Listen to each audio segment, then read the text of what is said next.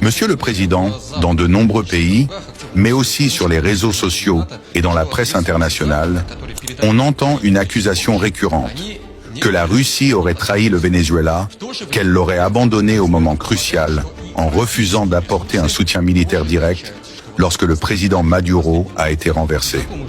Certains vont même jusqu'à dire que la Russie, en se présentant comme un pilier du monde multipolaire, a montré ses limites en laissant tomber l'un de ses partenaires stratégiques.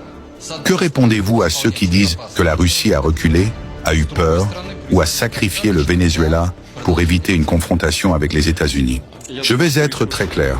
D'abord, il faut commencer par les faits, pas par les émotions ni par la propagande. La Russie n'a jamais signé avec le Venezuela un pacte de défense mutuelle.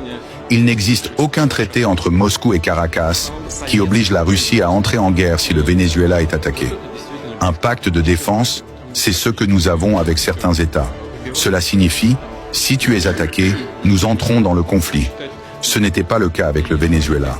La coopération entre la Russie et le Venezuela reposait sur la formation de l'armée, la fourniture d'armes, la défense aérienne, le renseignement et la coopération technique. Et nous avons fait tout cela. La Russie a livré des systèmes S-300. Nous avons entraîné des officiers vénézuéliens. Nous avons coopéré dans le domaine du renseignement. Nous avons aidé le Venezuela à construire ses capacités de défense. Mais un pays qui veut être souverain ne peut pas déléguer sa propre survie à une puissance étrangère. C'est précisément le principe du monde multipolaire.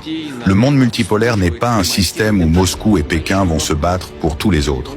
C'est un monde où chaque État doit être suffisamment fort pour se défendre lui-même. Sinon, ce n'est pas de l'indépendance. C'est une dépendance. Deuxièmement, il faut comprendre ce qui s'est réellement passé au Venezuela. Il n'y a pas eu d'invasion américaine. Il n'y a pas eu de débarquement. Il n'y a pas eu de bombardement. Il n'y a pas eu de guerre.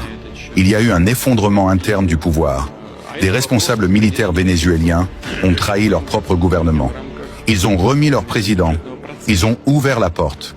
Quand l'armée d'un pays décide de ne pas se battre, quand ses généraux livrent leur propre chef d'État, aucune puissance extérieure, ni la Russie, ni la Chine, ni personne, ne peut changer cela.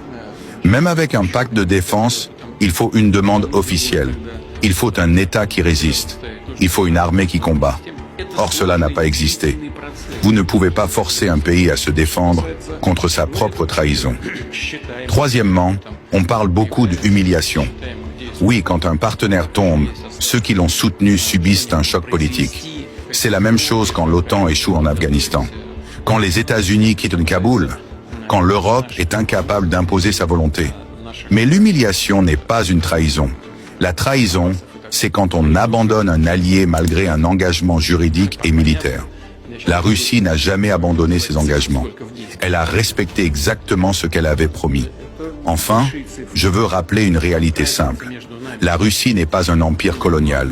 Nous ne renversons pas des gouvernements. Nous n'envoyons pas nos armées pour imposer des régimes. Nous aidons les pays à se tenir debout. Nous leur donnons les moyens de se défendre. Mais la décision de se battre ou de se rendre appartient toujours à leur peuple et à leur armée. Si le Venezuela avait résisté, si son armée avait combattu, la situation aurait été différente.